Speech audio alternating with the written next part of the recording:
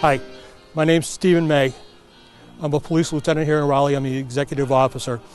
I'd like to take you on a tour of the station, show you the existing facility, show you how and under what conditions the officers are working on a daily basis. A little bit of a history regarding the Raleigh Police Facility. The police facility is actually comprised of three separate structures. The original building, which was built in 1986, was built as a temporary resolution to the need for a permanent police station when the officers moved out of their office in Town Hall. It's comprised of 4 rooms, roughly 1,980 square feet. If you think about that, that's even smaller than the average house here in Raleigh. The 4 rooms originally were the chief's office, the officer's room, the communication center, and the booking room.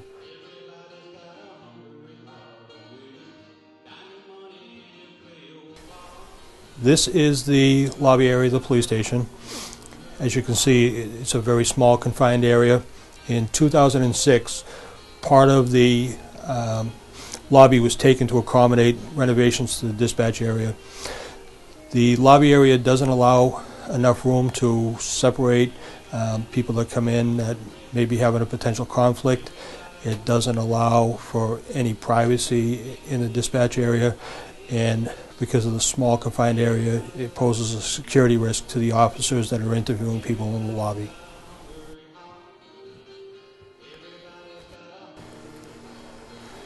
This is the shift commander's office. This is where the officer in charge of the shift conducts his business. Like many other places in the station, it serves multiple purposes. As you can see, in the corner is the computer equipment, the main file server drive that runs all the computers for the police department. It makes quite a bit of noise. It makes it difficult for the sergeant to hear on the telephone. It makes it difficult for him to monitor radio traffic on the police radios. And it makes it difficult when he has to have people come in, members of the public or officers, to hold meetings. The other thing I'd like to bring to your attention is the sergeant's or the shift commander's office also serves as part of the armory for the station. As you can see, our armory consists of a single gun locker that's located in a bifold closet door. Again, because this area has access to the public, that causes security concerns for us. The next area I'd like to show you is the detective's office. Much like the other areas in the police station, it serves more than one purpose. The primary function of the detective's office is to house the Criminal Investigation Bureau. This is where the detective, in the rear of the room, conducts all of his case work, case management. As you can see, it's a small confined area.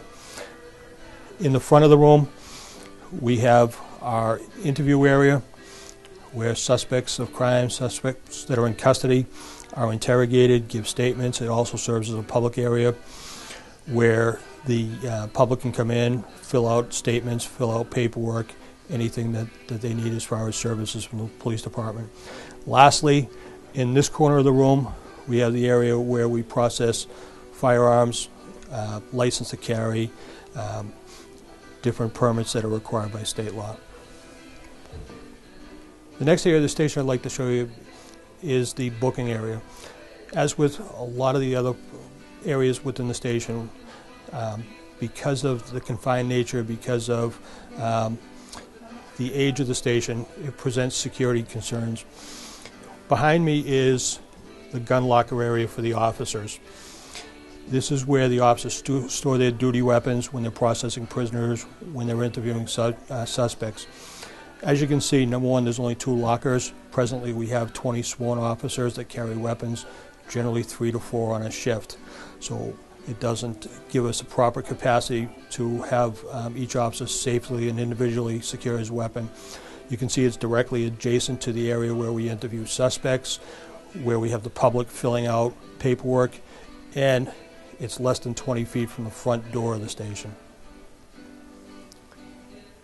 In the prisoner processing area, commonly called as the booking room, a few things that I'd like to bring to your attention.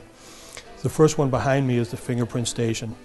This is where all suspects in custody are taken in order to to gather their fingerprints. The biggest concern here is the confined area. This would be where an officer would stand if he was getting ready to fingerprint someone. The suspect would be just to his left. As you can see, the door is directly behind them. If another officer was to come into the station or come into the booking area, he would have to open the door up into the officer and the suspect.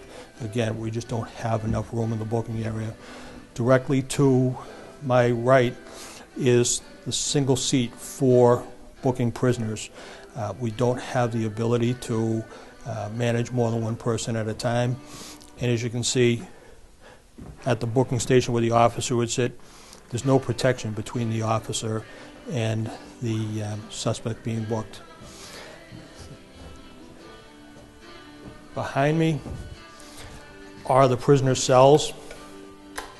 Currently we have 3 cells for adult males. We have 1 cell for juveniles and females.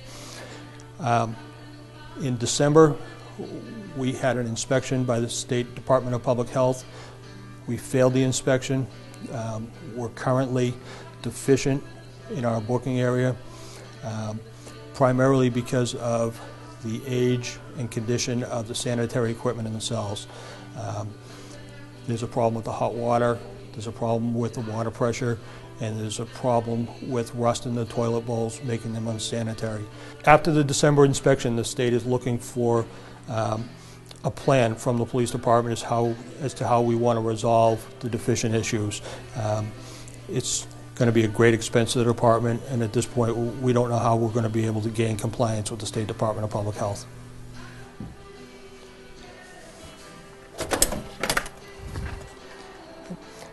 As you can see, one of the biggest deficiencies in our police facility is the lack of a secure prisoner transport area.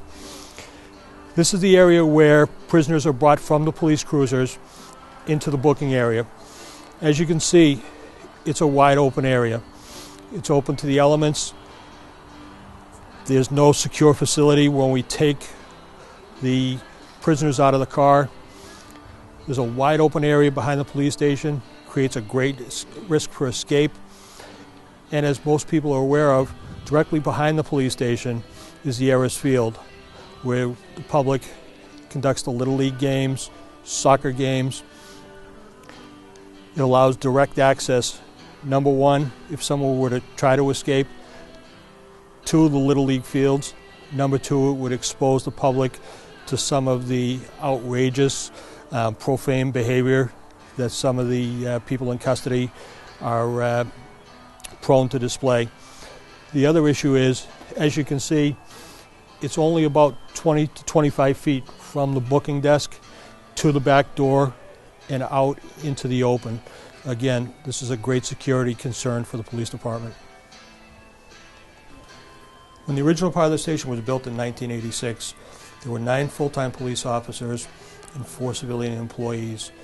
As of this year, we now have a sworn complement of 20 police officers and 8 civilian employees. As you can see, we have restroom facilities for both the male and female employees. There's only a single toilet facility in each one of the restrooms, not adequate for the amount of staff that we have at this present time. When the modular units, which we'll talk about in a minute, were brought onto the facility, and we added the current addition to the police station. In order to access that area, we had to remove the shower facility. Again, that presents a big problem for our officers. If we had an officer that needed to be decontaminated, if he came in contact with any kind of chemical exposure, any kind of bodily fluids, they have no way of decontaminating. They can't take a shower. They would have to either leave shift, go home, and again, then we have to worry about them carrying bloodborne diseases, infectious diseases home to their family, or we would have to take them to another location, another police department, potentially the hospital, to accomplish that.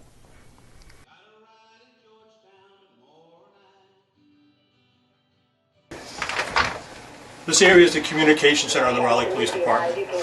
This area is the lifeblood of not only the police department but the town. This is the primary point where all calls for service are received by the town and dispatched. We dispatch for police, we dispatch for emergency medical, and we dispatch for fire department.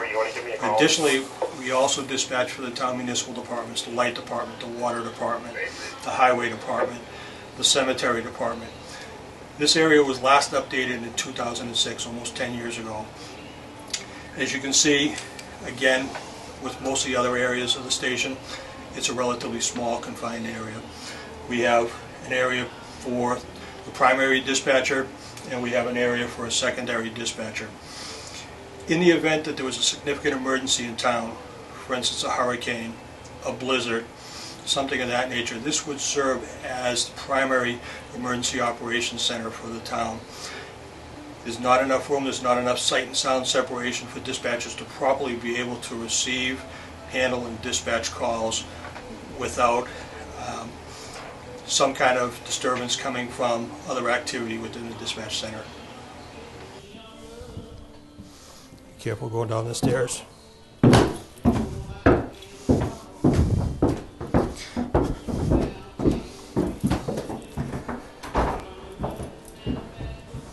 This is the basement area of the police station. The basement area serves several purposes. Directly to my left is the evidence room. Because of the nature of the evidence room, I won't be able to show you that. To my right is the record retention and storage area. Behind me is the bulk storage area. In the records room, as with everything else in the police station, we're storing records back from the early part of last century. We have records in there from 1940s, 50s, 60s, 70s, 80s, all the way up to 2014 that were required by law to maintain. As you can see, the area has outgrown its capacity. The lighting conditions are poor. We're starting to have problems with water leakage through the foundation, a concern for us when we're storing paper records. Several areas I'd like you to see in the basement. Number one, directly to my right, is the second half of our armory. As I showed you upstairs in the sergeant's or the shift commander's office, we have the gun storage area. This folding table is the area where presently the armorer repairs, cleans, services, and inventory all our department weapons. Directly behind me is the communications room. This is where all of the 911 computer equipment that services the town is located. It's not in a secure area. As you can see, it has no protection as far as any leakage from the foundation, and it's not temperature controlled. And directly to my left is additional locker room storage. This is where the honor guard unit stores their distinctive Class A dress uniform due to lack of space in the men's locker room in the temporary part of the station. This area directly behind me, this wall, is where the main power source for the entire police station and the communications equipment comes into the police station. As you can see, the foundation wall is prone to leakage. It's water stained. The wood above it is starting to rot, and it's an issue that needs to be addressed. Number one, for the safety of the building and the employees, and number two, to maintain the integrity of the communications center so that we can provide the emergency services to the town when necessary.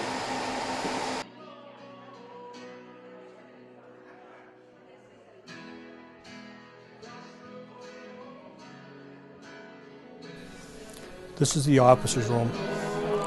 This room serves as an area for 14 of the 19 sworn members of the department to conduct their daily business. This is the area where they generate reports, where they read the logs, where they take their phone calls, where they do all their work. As you can see, 2 desks for 14 officers, doesn't provide them with any storage area, any personal area. If they have a work in progress, they have to secure it and take it with them. This area also serves as an overflow for the locker room and houses all of the emergency equipment, all the extra flashlights, all the extra radios, all the extra batteries.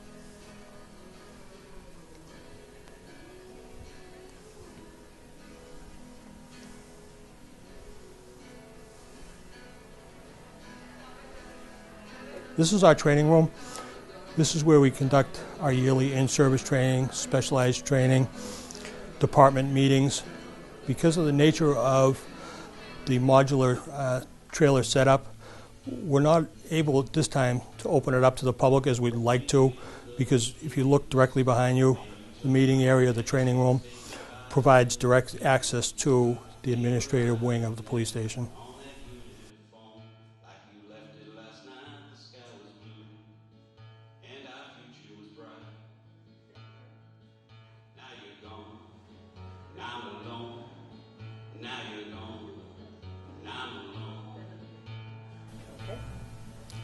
This is the men's locker room. Several things I'd like to bring to your attention. First of all, this houses all the lockers, all the gear, and all the area for the officers to get ready for duty and to end their shift.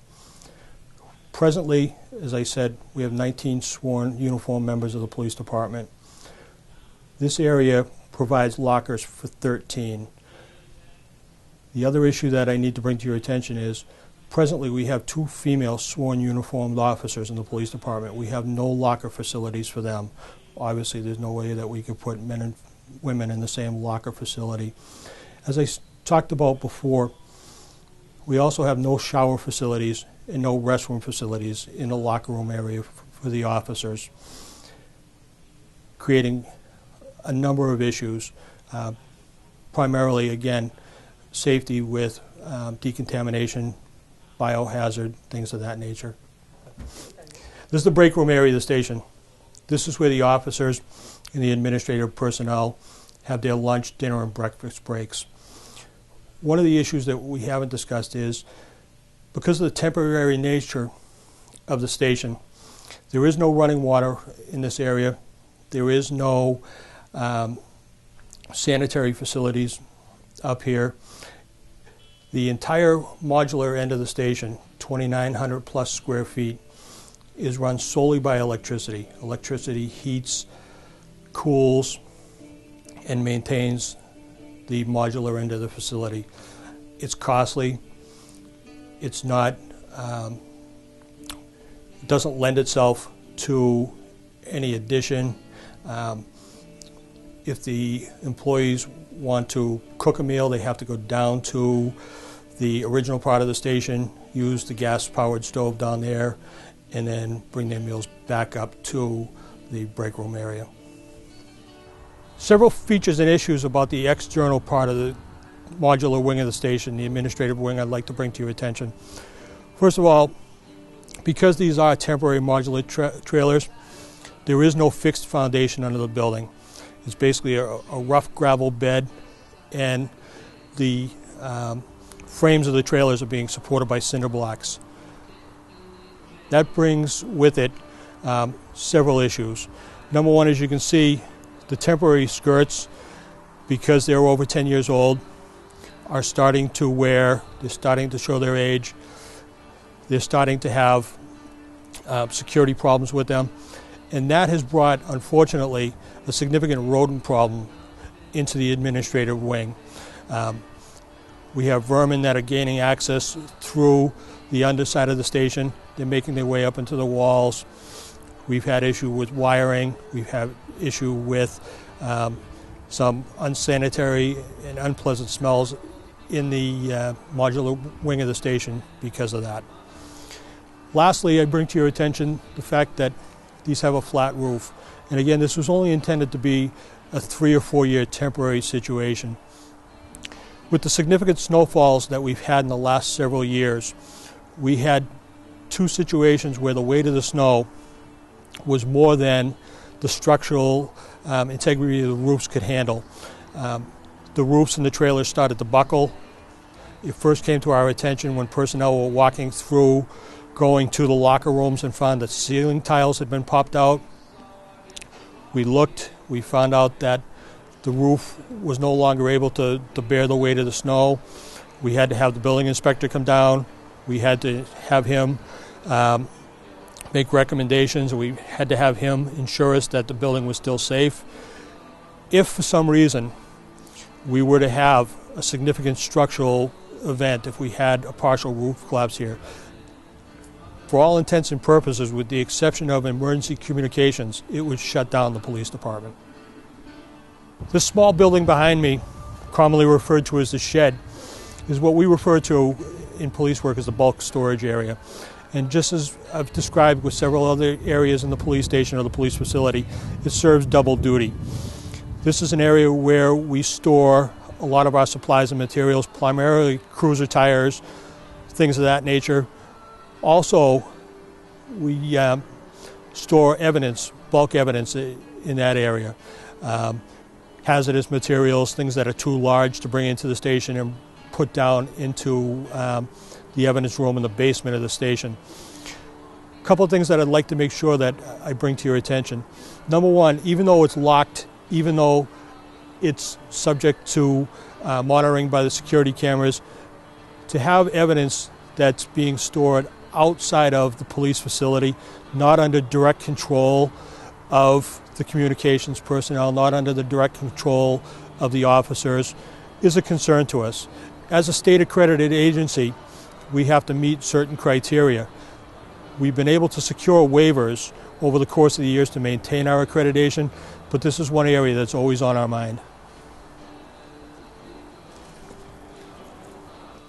I'd like to take a minute to thank you for taking a tour of the station or the police facility with me. As a 28-year veteran of the police department, I've seen the department grow exponentially over the course of the years. As I've explained, the police facility hasn't kept pace with the growth of the town or the growth of the police department. If you have any further questions or you'd like to take a personal tour of the station, please feel free to contact me. And again, thank you.